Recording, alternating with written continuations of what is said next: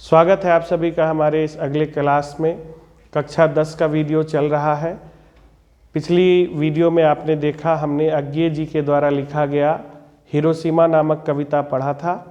आइए आज उसी सीरीज को आगे बढ़ाते हुए हम लोग आगे बढ़ते हैं और कक्षा 10 में बिहार बोर्ड में जो 8वां अध्याय है पद्य खंड में, अर्थात कविता के सेक्शन में जो 8वां चैप्टर है, हम उस चैप्टर को लेकर आगे बढ़ते हैं और उस चैप्टर का शीर्षक है एक वृक्ष की हत्या।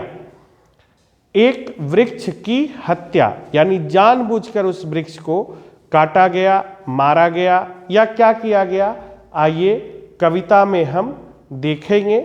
लेकिन कविता से पहले हम कवि परिचय के बारे में जानते हैं। तो my dear students, dear brothers and sisters, एक वृक्ष की हत्या ये जो कविता है, इस कविता के रचनाकार हैं कुंवर नारायण। इस कविता के रचनाकार कुंवर नारायण हैं। तो सबसे पहला ऑब्जेक्टिव तो आपका यही तैयार हो जाता है कि एक वृक्ष की हत्या शीर्षक कविता के रचनाकार अर्थात कवि कौन है। तो कुंवर नारायण हैं, जिनका जन्म 19 सितंबर 1927 ईस्वी को लखनऊ में हुआ जो उत्तर प्रदेश में है, और निधन भी 15 नवंबर 2017 ईस्वी को लखनऊ में ही हुआ है जो कि उत्तर प्रदेश में है। तो इनका जन्म स्थान और निधन स्थान, मृत्यु स्थान दोनों एक ही जगह है। अज्ञे जी की तरह नहीं है कि इनका कोई मूल निवास कहीं और था, जन्म कहीं और हुआ, मृत्यु कहीं और हुई, ऐसा कुछ नहीं है। कुंवर नारायण है बहुत साधारण से कवि, लेकिन असाधारण प्रतिभा के साथ आए और इन्होंने काव्य जगत में जो कुछ भी किया उसको आगे पढ़ते हैं। कुंवर नारायण जी ने कविता लिखने की शुरुआत 1950 ईस्वी के आसपास की। 1927 में जन्म हुआ और 1950 यानी कि लगभग 23 वर्ष की उम्र में इन्होंने कविताएं लिखना शुरू कर दिया था। इसके बाद अगर इनके परिचय में कुछ और जानने योग्य है वो यह कि कुंवर नारायण जी नगर संवेदना के कवि हैं। जिस तरह से कल हम लोग पढ़े, पिछले वीडियो में हम लोग पढ़े कि अज्ञे जी प्रयोगवाद के कवि हैं और प्रयोगवाद को मोटे तौर पर हमने आपको कल समझाया था। उसी तरह से नगरीय संवेदना के कवि का अर्थ क्या है, आइए इसको जानते हैं। नगर संवेदना के कवि यानी नगर में फैली हुई एक हमारा विचार, हमारा समाज दो स्तरों में बटा हुआ है। एक जहां नगरीय सभ्यता निवास कर रही है, एक जहां ग्रामीण सभ्यता विकास कर रही है, निवास कर रही है। ग्रामीण सभ्यता की सोच, ग्रामीण सभ्यता की पकड़, ग्रामीण सभ्यता की पद्धति नगरीय सभ्यता से थोड़ी बहुत भिन्न होती है। कुंवर नारायण जी जब नगर संवेदना को अपने अंतर्मन में बसाते हैं तो इसका अर्थ यह हुआ कि कुंवर नारायण जी नगर में जो लोग रह रहे हैं उनकी क्या सोच है, उस सोच का अच्छा या बुरा कैसा प्रभाव पड़ता है, ये सब हम लोगों को इनकी रचनाओं में जानने के लिए मिलता है।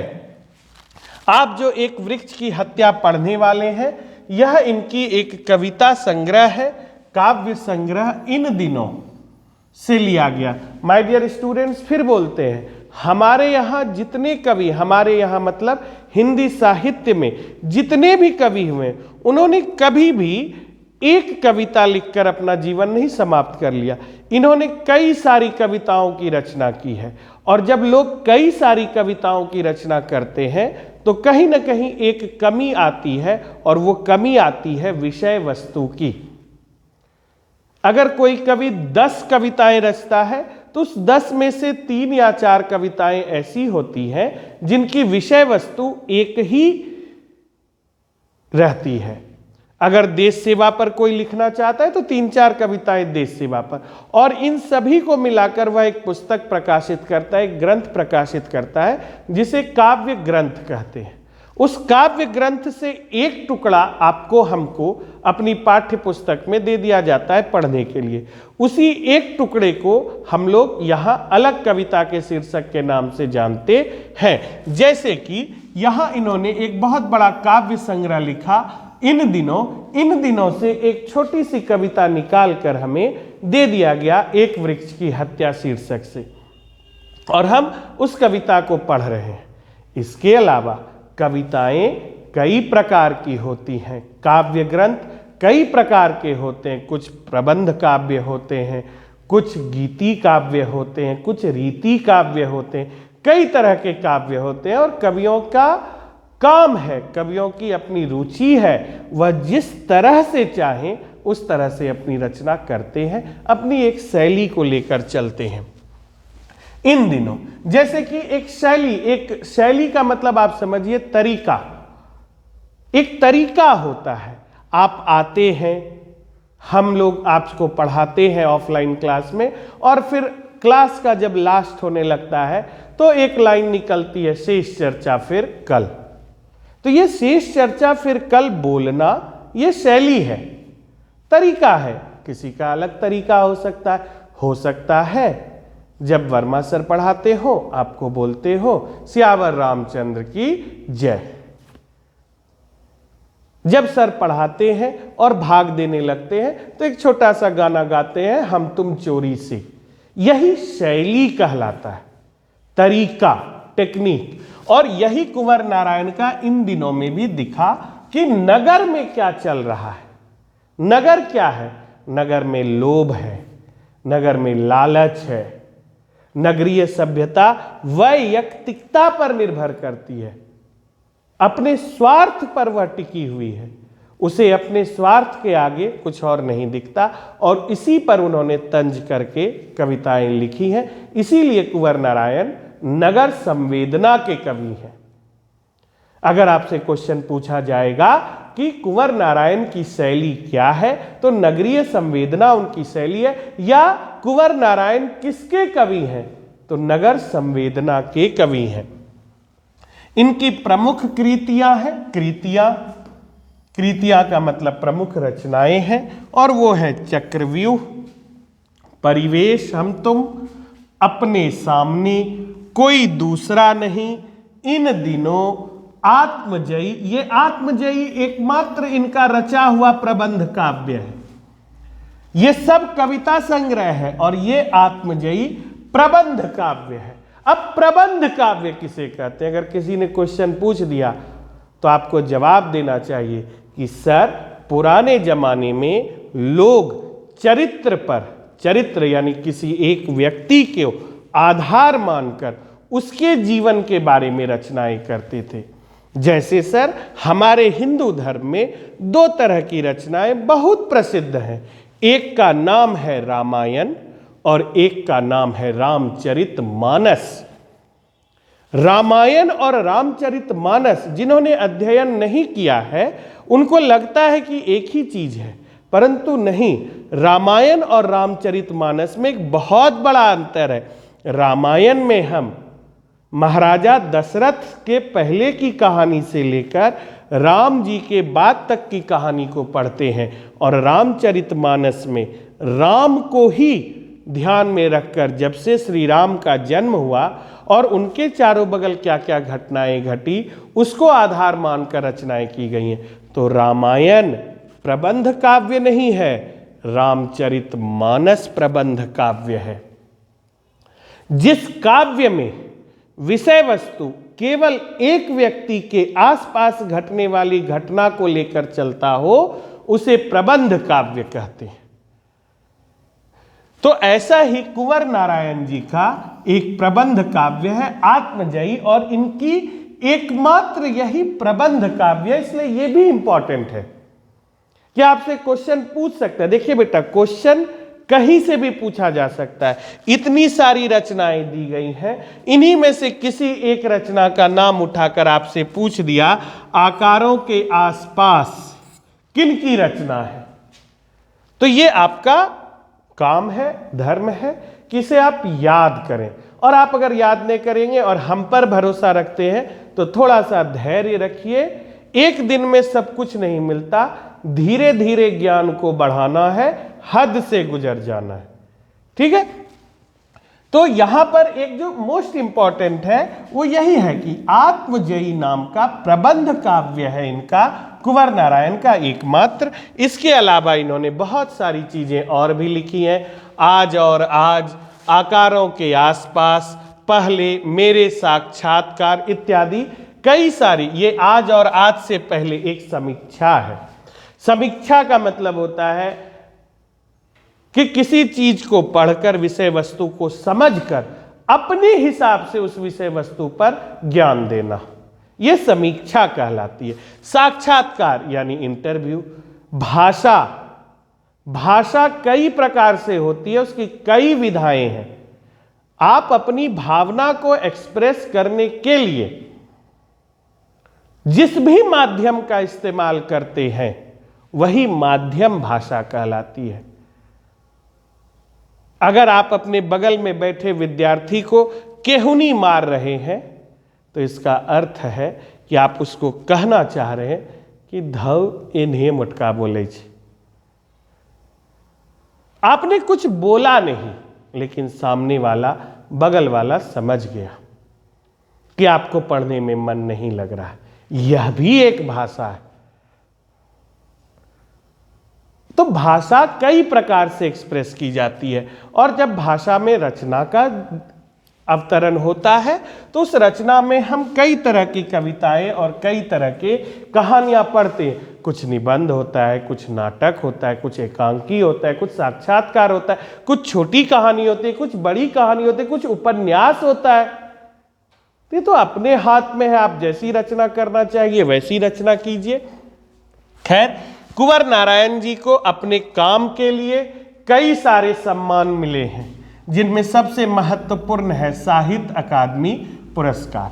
जो भी व्यक्ति हिंदी के क्षेत्र में बहुत अच्छा काम करता है भारतवर्ष में, उसके लिए सबसे सम्मानजनक पुरस्कार है साहित्य अकादमी पुरस्कार। हिंदी या लिटरेचर यानी साहित्य के क्षेत्र में इनको अनेक पुरस्कार एवं सम्मान प्राप्त है। इनका पुरस्कार में प्रेमचंद पुरस्कार है, व्यास सम्मान है, ये सब सम्मान इनको प्राप्त हुए इनके काम के लिए। ठीक है, कवि परिचय में हम लोग जान चुके कि भैया मेरे राजकुमार जिस साल अज्ञेय जी इंटर पास कर रहे थे उसी साल कुंवर नारायण जी का जन्म हुआ 1927 ईस्वी में। 2017 ईस्वी में इनकी मृत्यु हुई। कुंवर नारायण जी नगर संवेदना के कवि हैं। इन्होंने 1950 के आसपास कविताएं लिखना शुरू किया था।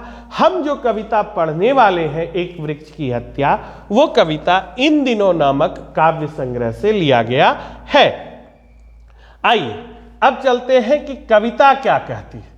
कविता कहती है कि अब की बार घर लौटा, अब की बार घर लौटा तो देखा वह नहीं था। इस बार जब घर लौटे, अचानक से जहांगीरा से चलने वाला लड़का लड़की आया पढ़ने के लिए शाम में यहाँ से, और जब लौटा तो छोटी मस्जिद के पास जहाँ पर रोड मुड़ रही है वहाँ पर का पेड़ कटा हुआ मिला। तो अचानक से आपको लगेगा कि अभी जा रहे थे और लौट कर आए तो ये जगह खाली है। वो सिचुएशन है ये कि अब की बार घर लौटा तो देखा नहीं था वह। कौन नहीं था? वही बूढ़ा चौकीदार वृक्ष, वही बूढ़ा चौकीदार वृक्ष। ये वृक्ष जाते थे, जाते आते बेचारा मिलता था रास्ते में, हाय हेलो करते थे। कवि है, कहियो नहीं उठ के बोलने जाएगा कैसे हो, ठीक ठाक हो ना, कहियो नहीं, लेकिन कवि है। कवि का विचार है, भावना है, सपने आप भी देखते हैं। आप रोज सपने में अपने आप को IAS IPS बना हुआ, आर्मी मैन बना हुआ मानते हैं, नर्स बनी हुई मानती हैं। उसी तरह से कवि यह सोच रहा है, बात कर रहा है इससे, और जब इस तरह से व्यक्ति बात करने लगता है तो उसकी रचनाशीलता बढ़ती है। कि अब की घर लौटा तो देखा वह नहीं था, वही बूढ़ा चौकीदार वृक्ष। तो बूढ़ा चौकीदार कौन है? वृक्ष है, जो हमेशा मिलता था घर के दरवाजे पर तैनात। ऐसा लगता था कि घर आ गया। 2 साल से विदेश कमा रहे थे, हर बार छठ में घर आने का बड़ा मन करता था। अब आएगा घर, ट्रेन में बैठे हैं, अब आएगा। आज जैसे ट्रेन पुलवा के नीचे से सुल्तानगंज टपती है, लगता है हेव घर आ गया। और वही पुल गायब हो जाए तब कैसा लगेगा? खाली खाली ऐसा, आपको पता ही नहीं चलेगा कि आपका घर आ गया। ये सब चीजें अंतरात्मा में बसी हुई हैं। तो कभी भी आज उस पेड़ को मिस कर रहा है जो पेड़ उसको घर के दरवाजे पर मिलता था। यहीं पर आता है कि नगर संवेदना, हमारे अंदर ग्रामीण संवेदना है, हम पेड़ को भी मिस करते हैं। नगर के लोगों को लगता है इस पेड़ रास्ते में आ रहा है, इसे हटा दो, और उसे हटा दिया गया है। पुराने चमड़े का बना उसका शरीर, पुराने चमड़े का बना उसका शरीर, वही सख्त जान। पेड़ आज से नहीं 80-90 साल से है, कैसा सख्त हो जाएगा उसका शरीर। उस पेड़ की खूबसूरती के बारे में बता रहे। कोई गंभीर बात नहीं, बहुत हल्की कविता है, कोई छोटा मोटा बात नहीं है, कोई बहुत मतलब छोटा मोटा ही बात है, कोई बहुत बड़ा बात नहीं है, नॉर्मल सी घटना है। पेड़ कट गया, कवि का अंतर्मन दुखी है और अब उस पेड़ की व्याख्या कर रहा है कि पुराने चमड़े का बना उसका शरीर, वही सख्त जान, झुर्रियोंदार खुरदरा तना मैला कुचैला। इसका तना झुर्रीदार, झुर्रीदार का मतलब दादा दादी के गाल पर आने वाली झुर्रियां आपने देखी होंगी। उसी तरह से जब पेड़ बढ़ता है तो उसका छाल जगह जगह से घुमच जाता है। उसी घुमच को कवि ने यहां झुर्रीदार कहा है। झुर्रियोंदार खुरदुरा तना मैला कुचैला, राइफिल सी एक सूखी डाल, एक पगड़ी फूल पत्तीदार, पांवों में फटा पुराना जूता, चरमराता लेकिन अक्खड़ बलबूता। झुर्रीदार शरीर है, एक पगड़ी फूल पत्तीदार। देख रहे हैं, ऐसा लगता है मानो पेड़ ने पगड़ी पहनी है, पगड़ी पहनी है जिसमें फूल है, पत्तियां भी हो सकती हैं, फूल पत्ती एकदम घना सा पगड़ी। ऐसा लगता है कि ये इसका जो ये शाख है नीचे आकर जब ये फैला है तो ऐसा लगता है कोई चमड़े का बहुत पुराना जूता पहना हुआ है, जिसे देखकर कवि कह रहा है एक पगड़ी फूल पत्तीदार, पांवों में फटा पुराना जूता, चरमराता लेकिन अक्खड़ बलबूता। जड़ देख कर लगता है कि जड़ कितना पुराना है लेकिन अक्खड़ है। अक्खड़ किसे कहते हैं? अक्खड़ कहते हैं जो टिका हुआ रहे, हर एक परिस्थिति में डटा हुआ रहे कि हम जीतेंगे जरूर। ये है पुराने चमड़े का बना उसका शरीर, वही सख्त जान, झुर्रियोंदार खुरदरा तना मैला कुचैला, राइफिल सी एक सूखी डाल, एक पगड़ी फूल पत्तीदार, पांवों में फटा पुराना जूता, चरमराता लेकिन अक्खड़ बलबूता। धूप में बारिश में, गर्मी में सर्दी में, हमेशा चौकन्ना अपनी खाकी वर्दी में।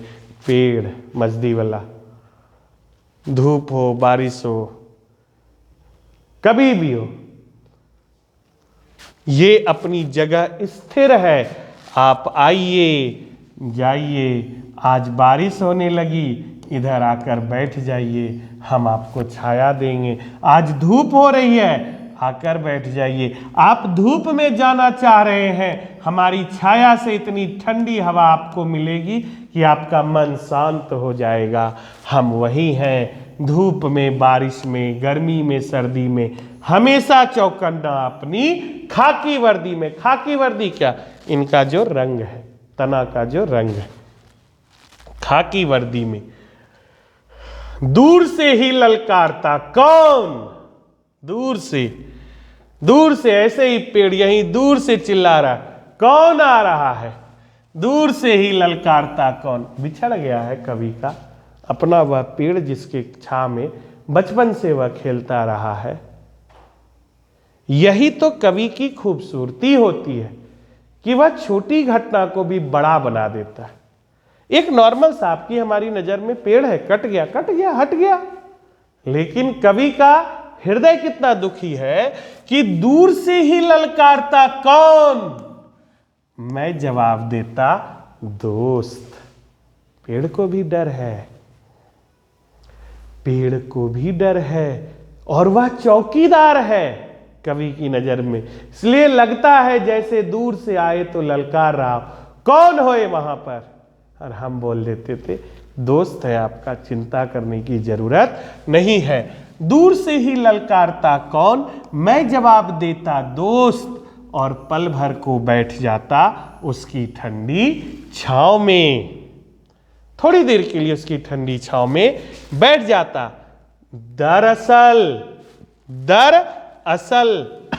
दरअसल का मतलब होता है सच में ऐसा था, शुरू से ही था हमारे अंदेशों में। हमारे का मतलब किसके, केवल कवि के नहीं, हम और हमारा दोस्त यानी पेड़, हम दोनों के अंदेशों में यानी हम दोनों के विचारों में यह शुरू से ही था, कहीं एक जानी दुश्मन कि घर को बचाना है लुटेरों से, शहर को बचाना है नादिरों से। दरअसल शुरू से ही था हमारे अंदेशों में कहीं एक जानी दुश्मन। हम दोनों पेड़ और मेरे बीच में, हम दोनों को हमेशा लगता था आज तो हम दोनों साथ में दोस्त, कल को कोई आएगा और तुमको काट कर लेकर चला जाएगा। उस अनजाने दुश्मन का अंदेशा था हमारे बीच, और हमारे बीच था यानी अब वह पेड़ हट चुका है। कहीं एक जानी दुश्मन कि घर को बचाना है लुटेरों से। अब यहां आई नगर पर कटाक्ष करने वाला इनका विचार कि अपना जो घर, पेड़ काट दिए पेड़, लो है देखो पेड़ काट दिए, गिरा दिए। अब क्या, चला गया उस जगह से, हट गया, बगल से सड़क जा रही है जाने दो। लेकिन कवि कहते हैं घर को बचाना है लुटेरों से। ये घर कौन, अपना घर। वो चौकीदार सच में था क्या, ये चौकीदार सच में था? नहीं, घर को बचाना है लुटेरों से यानी इस पृथ्वी को बचाना है हम जैसे लुटेरों से, जो ऐसे बड़े बड़े वृक्ष काटते चल रहे हैं और गर्मी, ठंडी, बरसात इत्यादि में हर एक प्राकृतिक आपदा का सामना हम लोगों को करना पड़ रहा है। कि घर को बचाना है लुटेरों से, शहर को बचाना है नादिरों से। नादिर बड़ा लुटेरा था, नादिर शाह नाम का, जिसने दिल्ली को लूटा था, बहुत बुरे तरीके से लूटा था। और नादिर कहने का मतलब दुश्मन होता है।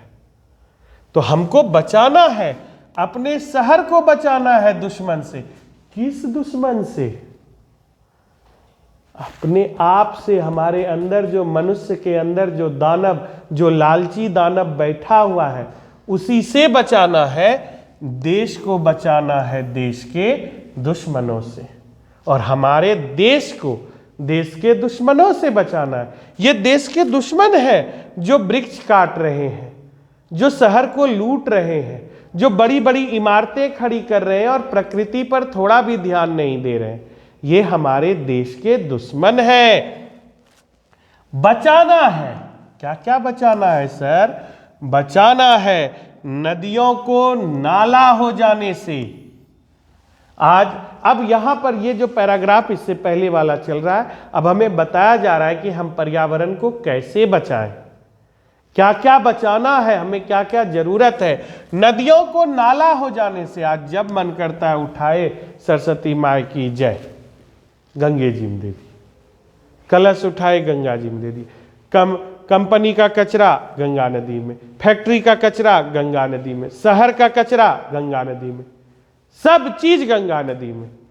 तो धीरे धीरे नदी भरते भरते भरते भरते नाला हो जाएगी, इतनी सुनकी नदी बहेगी। तो वही बता रहे हैं कि नदियों को नाला हो जाने से बचाना है, हवा को धुआं हो जाने से बचाना है, हवा में जो जहरीली गैस प्रदूषण के रूप में मौजूद है उससे बचाना है, खाने को जहर हो जाने से बचाना है, बचाना है जंगल को मरुस्थल हो जाने से, बचाना है मनुष्य को जंगल हो जाने से। यानी हमको बचाना है। अब यहां पर हर एक लाइन आपका ऑब्जेक्टिव है। नदियों को क्या होने से बचाना है? आंसर नाला। हवा को क्या होने से बचाना है? आंसर धुआं। खाने को क्या होने से बचाना है? आंसर जहर। जंगल को क्या होने से बचाना है? आंसर मरुस्थल। मनुष्य को क्या होने से बचाना है? आंसर जंगल। इतना ऑब्जेक्टिव है। Objective objective objective.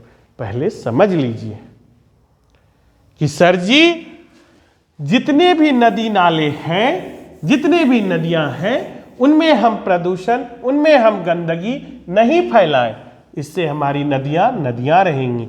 हवा में हम प्रदूषित गैसों का बहुत ज्यादा मिश्रण नहीं होने दें, उसके लिए पेड़ का होना जरूरी है।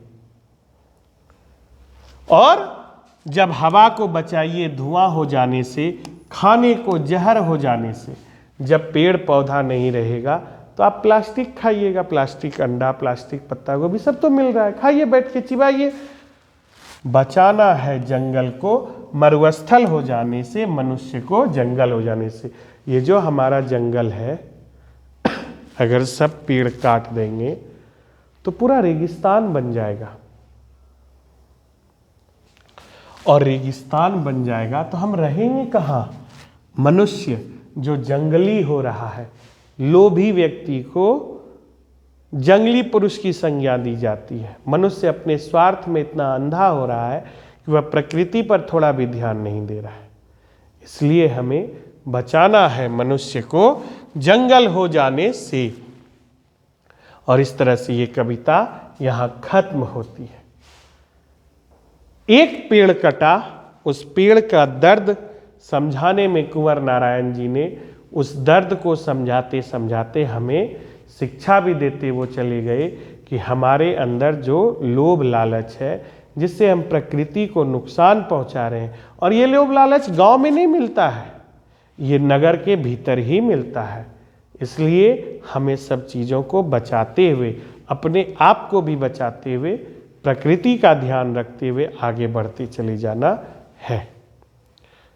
हम उम्मीद करते हैं कि आप कल की पढ़ाई का क्वेश्चन आंसर हमारे ऐप पर से लिख चुके होइएगा, और आज का यह जो वीडियो है इसका क्वेश्चन आंसर भी आपको ऐप पर ही मिलेगा। उसी तरह से PDF फॉर्मेट में आप अपने घर में फेयर करते रहिए।